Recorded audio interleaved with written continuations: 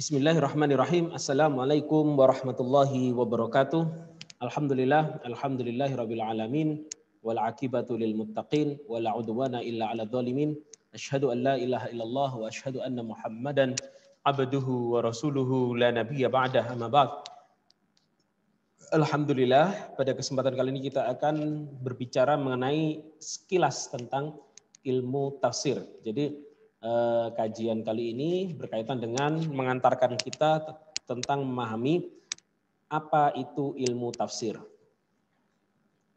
Baik, kawan-kawan sekalian, ini adalah pengertian dari tafsir, yaitu secara etimologi tafsir berarti al-idah artinya menjelaskan, at-tabyin menerangkan, al-idhar artinya menampakkan, al-kasyf artinya menyibak, at-tafsil artinya memerinci. Ya. Kemudian secara terminologi, ini perlu kita pahami secara terminologi.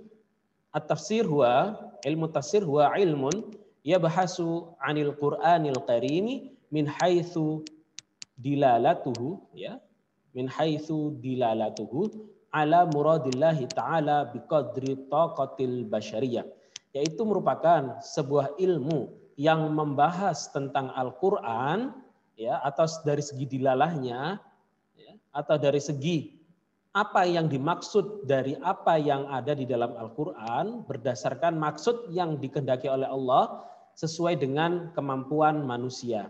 Kemudian ada juga definisi lain menurut Khalid bin Utsman As-Sabit dalam Qawaidut Tafsir, Qawaidut Tafsir, ilmu tafsir huwa ilmun yabhasu fihi an ahwalil Qur'anil azizi min haitsu dilalatahu ala muradillahi ta'ala biqadri taqatil basyariyah, yaitu sebuah ilmu yang membahas, yang mengkaji tentang keadaan Al-Qur'an atau keadaan dilalah, keadaan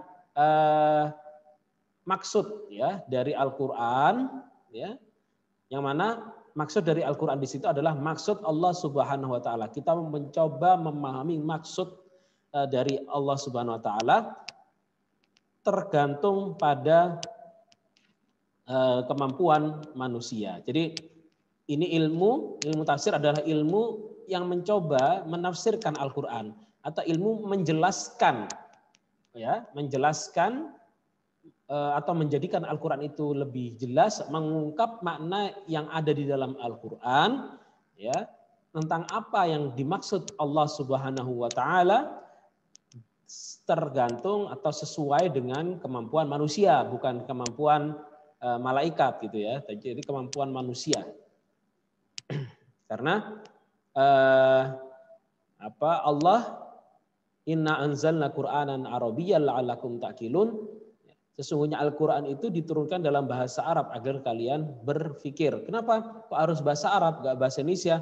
Karena konteks atau tempat di mana turunnya Al-Qur'an itu adalah di Arab Saudi, di Arab, ya, di Jazirah Arab, yang mana diturunkannya Al-Qur'an itu menggunakan bahasa Arab Quraisy, ya.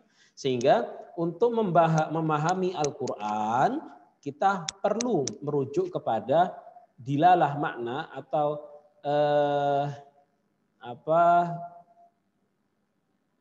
kata-kata yang ada dalam Al-Qur'an itu menunjukkan kepada apa, ya, dalam konteks bahasa Quraisy, bahasa Arab Quraisy, ya.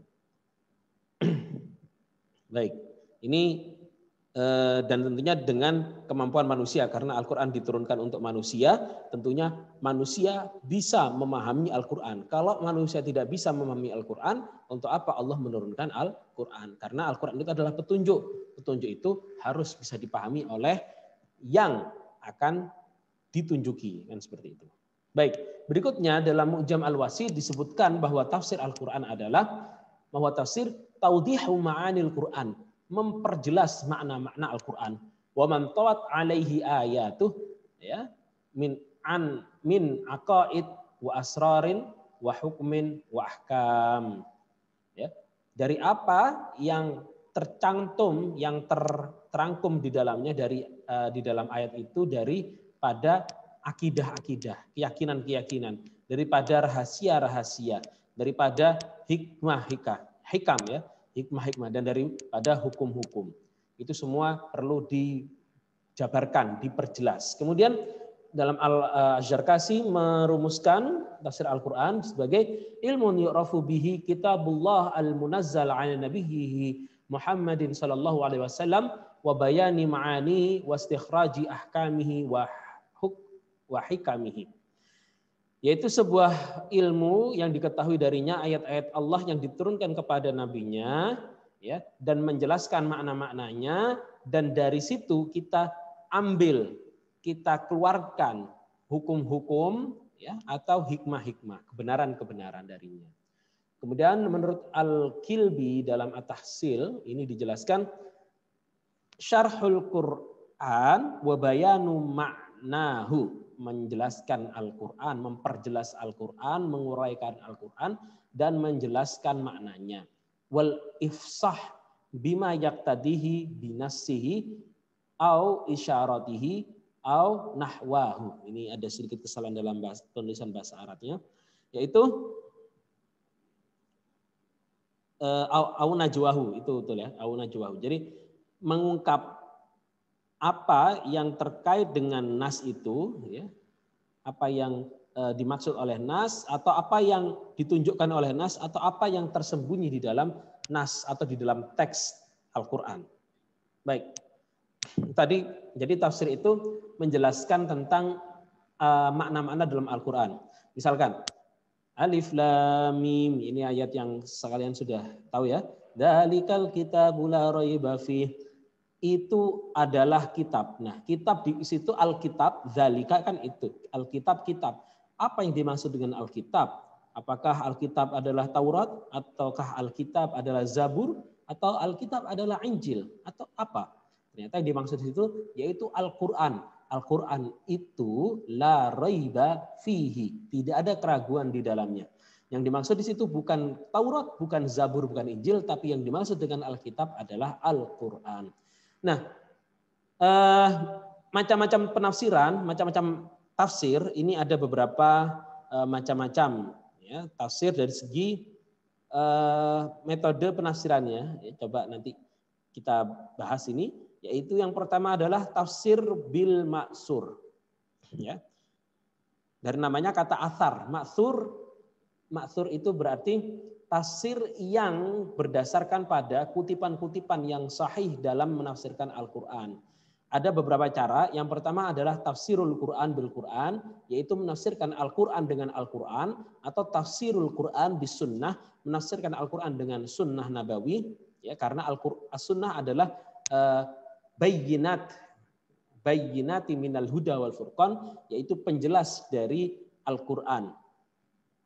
Atau tafsirul Quran biqauli sahabi, ya, menafsirkan Al-Quran dengan perkataan sahabat, ya. Atau tafsirul Quran biqauli kibarit tabi'in, atau penafsirkan Al-Quran dengan pendapat para kibarut tabi'in. Nah, misalkan contoh penafsiran yang lain, dan misalkan Ibnu Abbas suatu ketika pernah pergi ke sebuah di suku Badui. Nah, di suku Badui itu dia kemudian melihat ada orang bertengkar terkait dengan sumur. Jadi ada sumur yang mana masa itu di Arab Saudi, dan masa itu tentunya air merupakan sesuatu yang vital untuk kehidupan manusia. Nah, mereka berdua bertengkar terkait dengan sebuah sumur. Kemudian salah satu orang dari suku Badui itu mengatakan, ana fatiruha. Ya.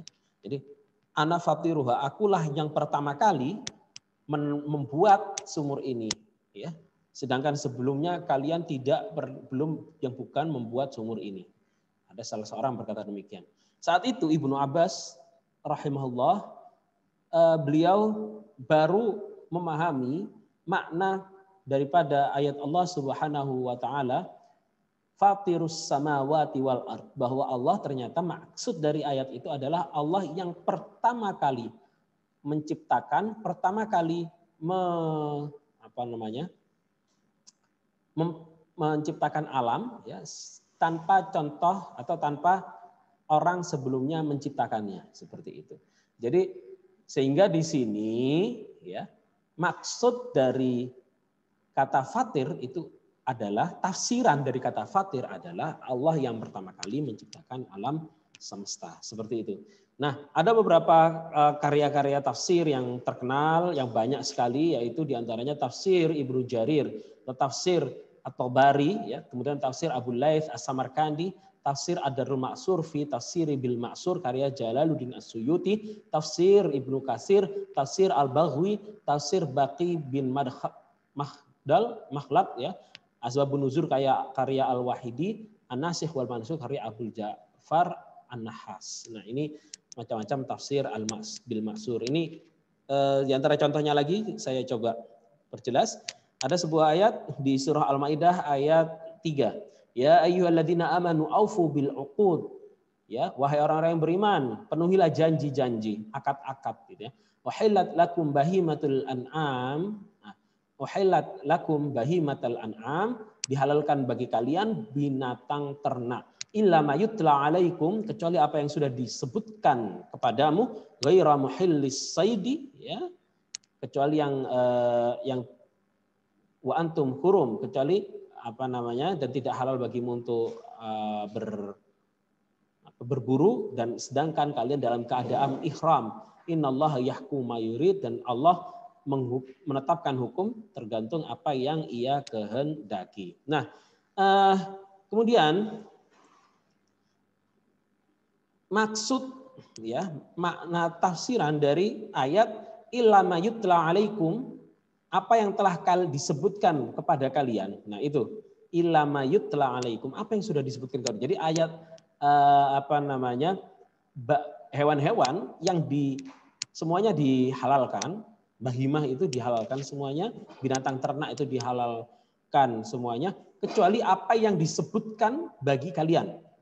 Nah, tafsiran dari apa yang disebutkan bagi kalian itu ditafsirkan, ya, dengan sebuah ayat, yaitu harrimat alaikumul maitata waddama walahmal khinziri wama uhilla li ghairillahi bi. Diharamkan bagimu makan bangkai. Jadi kalau ada hewan ternak sudah mati itu jadi bangkai, Anda tidak boleh makannya. Darah, ya, darahnya dari sapi, dari hewan manapun itu diharamkan. Walahmal khinzir, dan daging babi juga diharamkan. Wama uhilla li ghairillah, dan apa yang disembelih tidak dengan menyebutkan nama selain Allah. Ini contoh daripada penafsiran ayat dengan ayat. Tafsirul Quran bil Quran. Nah, sekarang tafsir bil ra'i atau tafsir menggunakan akal. Nah, begini, terkait dengan pertumbuhan, perkembangan zaman, maka metode tafsir itu berkembang mengikuti ilmu pengetahuan yang ada pada masa itu, termasuk zaman sekarang, gitu ya. Misalkan ada sebuah tafsir dalam tafsir Jalalain, khalaqal insana min 'alaq. Nah, oleh Imam Jalaluddin Al-Mahalli, dan itu disebut kata al-'alaq itu adalah disebut alaqah, yang artinya adalah segumpal darah yang kental. Padahal atau kalau zaman modern kata al-alaq, ada juga orang yang menafsirkan kata al-alaq itu dengan sesuatu yang menempel, ya. Sesuatu yang menempel di rahim ibu, karena kata alaqa itu artinya menempel. Nah, dan ini itu tidak ada bukti dari hadis dan Al-Quran yang mana tidak ada Allah mengungkapkan maksud dari al-alaq, atau dari Nabi Muhammad SAW menyebutkan dari kata al-alaq, maksud dari kata al-alaq. Baik. Nah, ini misal lainnya, ada sebuah hadis, ayat, wa man kana fi hadhihi a'ma fahuwa fil akhirati a'ma wa adallu sabila. Ya. Barang siapa yang buta di dunia, maka di akhirat dia akan buta dan akan lebih sesat jalannya. Nah, kalau ada perkataan ini, kata buta, kalau di situ kata hati, ya, buta hati itu adalah tafsiran ya. Jadi tidak ada, kalau ditafsirkan perkata waman dan barang siapa, karena ya, karena itu seperti to be dalam bahasa Inggris, dan barang siapa fi hadhihi a'ma, fi hadhihi dunya a'ma, dan barang siapa yang ada di fi hadhihi a'ma, barang siapa yang ada di dunia ini atau di sini di dunia ini dia buta ya. Tidak ada perkataan qalbu atau hati di situ, fahuwa, maka dia di akhirat juga buta dan akan tersesat jalannya. Nah kalau gitu semua orang buta di bumi ini itu pasti dibangkitkan di akhirat dalam keadaan buta. Ya. Nah, kalau dipahami demikian maka agama Islam ini sangat tidak adil. Maka ternyata maksud daripada buta di situ adalah ditafsirkan. Coba dilihat dari ayat lain, mungkin ada ayat yang bisa menjelaskan itu. Ya. Tidak mungkin artinya adalah buta mata, tentunya pasti maknanya adalah buta hati.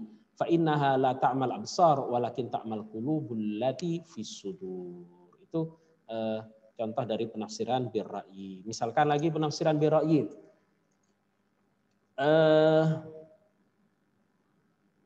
Ini. Khalaqas samawati wal arda tsumma stawa 'alal arsy. Ya. Allah menciptakan langit dan bumi dan kemudian Allah beristiwa. Ya. Beristiwa itu artinya bersemayam di atas arsy. Nah kalau penafsiran bil maksur, mereka biasanya karena tidak ada penjelasan lebih lanjut tentang kata istiwa atau kata bersemayam itu apa artinya, nah, maka banyak orang yang kemudian mengatakan Allah bersemayam di atas arsy, bagaimana bersemayamnya wallahu a'lam. Namun kalau dalam tafsir bir-ra'yi maka maksud dari bersemayam itu tidak bisa diartikan Allah bersemayam seperti para raja, karena itu namanya memisalkan keesaan keagungan Allah dengan para raja ya. Dan Allah jauh lebih agung dan lebih mulia daripada para raja. Dan Allah adalah rajanya para raja kan begitu. Sehingga akhirnya ditakwilkan, difikirkan bahwa itu artinya bukan bersemayam sebenarnya, tapi diartikan sebagai irtafa'a wa'ala, yaitu Allah telah tinggi, berada di tempat yang tertinggi yang tidak bisa dicapai oleh manusia atau makhluk apapun. Baik.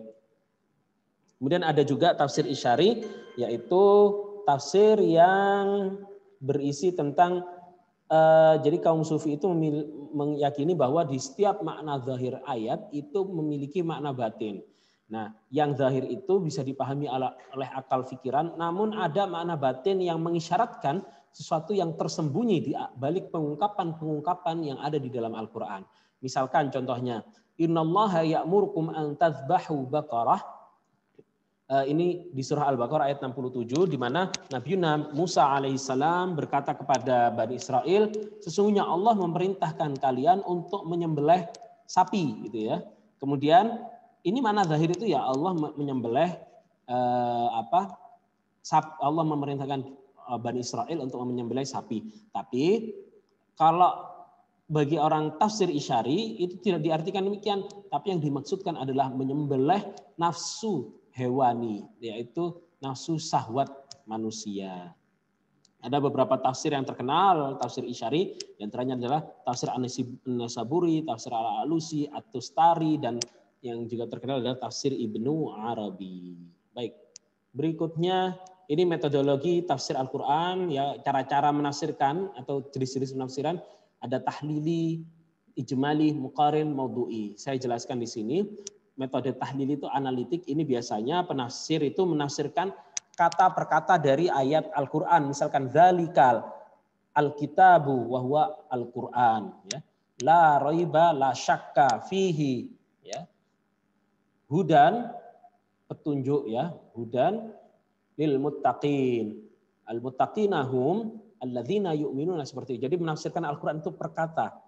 Nah, kalau ditemukan kesulitan, maka dirujuk kepada tafsir-tafsir yang lainnya. Nah, banyak tafsiran Al-Quran, ya, seperti tafsir hampir semua tafsir yang kita temui, tafsir At-Tabari, tafsir Ibnu Katsir, tafsir Ar-Razi, tafsir Al-Baghawi, tafsir As-Suyuti, Jalalain, itu biasanya meruntutkan Al-Quran dari surah Al-Fatihah hingga surah An-Nas. Kemudian mereka menafsirkan per kata Al-Quran. Bismi, artinya apa, Bismillah artinya apa, Ar-Rahman, Ar-Rahim, Ar-Rahmi mushtaq min kalimah Ar-Rahim, itu seperti itu. Mereka menafsirkan, menjelaskan kata per kata, dan kemudian biasanya mengambil dari ayat-ayat itu, ayat-ayat hukum diambil kaidah hukum, dari ayat-ayat akhlak diambil norma-norma akhlak, seperti itu. Ini tafsir tahlili, dan ini tafsirnya panjang sekali, dan untuk mencarinya kita biasanya kesulitan untuk mencari satu ayat misalkan, tapi itu biasa kesulitan karena satu tafsir tahlili ini biasanya berisi berjilid-jilid. Tafsir Ibnu Katsir itu bisa sampai 24 jilid, ya, dan lain-lain. Bahkan minimal biasanya 10 jilid untuk tafsir itu. Nah, tapi untuk sekarang di zaman ini, asalkan Anda bisa bahasa Arab, Anda bisa membuka tafsir-tafsir itu melalui berbagai aplikasi yang ada. Kemudian tafsir ijmali, yaitu tafsir yang ditafsirkan secara singkat global. Ya. Nah, urutannya sama seperti tafsir tahlili, tapi lebih singkat, tidak panjang lebar. Ya. Sehingga mencoba menyelesaikan beberapa permasalahan secara tuntas. Kemudian tafsir Muqarin, ini tafsir Ar-Razi, kalau saya boleh bilang mirip ya dengan tafsir Muqarin, yaitu membandingkan antara ayat dengan ayat, ayat dengan hadis, dan pendapat ulama-ulama tafsir dengan menonjolkan perbedaan tertentu dan objek yang diperbandingkan. Bukan hanya tafsir Ar-Razi, hampir semua tafsir itu seperti itu. Jadi tahlili, Muqarin, dan membandingkan pendapat satu dengan pendapat yang lainnya. Kemudian ini yang disebut dengan tafsir maudhu'i. Jadi kita memilih ayat-ayat secara tematik dan kemudian menafsirkan ayat itu sehingga diperoleh kejelasan suatu masalah dalam satu judul yang tematik. Misalkan kita mau berbicara mengenai hukum waris. Kita ambil semua ayat tentang waris dalam Al-Quran, kita kumpulkan, kita cari asbabun nuzulnya, kita cari penjelasannya di dalam hadis, dan kemudian kita ambil hukum dari ayat-ayat tafsir itu, sebuah kaidah atau sebuah hukum-hukum yang berkaitan dengan hukum waris, seperti itu. Jadi ini juga kemarin oleh Yusuf Al-Qaradawi saat disebutkan bahwa untuk memahami Al-Quran, memahami sunnah secara ijmal, itu kita harus melakukan tafsir maudhu'i, mengumpulkan semua hadis, semua ayat yang secara tematik, secara maudhu'i, kemudian dari situ kita bandingkan satu dengan yang lainnya, baru kemudian dengan metode yang jelas, dan kemudian kita baru bisa menyimpulkan sebuah hukum yang tepat. Ini saja dari saya, ya, penjelasan singkat tentang apa itu tafsir. Semoga kawan-kawan mampu mendapatkan sebuah pemahaman yang holistik terkait dengan tafsir. Terima kasih. Wassalamualaikum warahmatullahi wabarakatuh.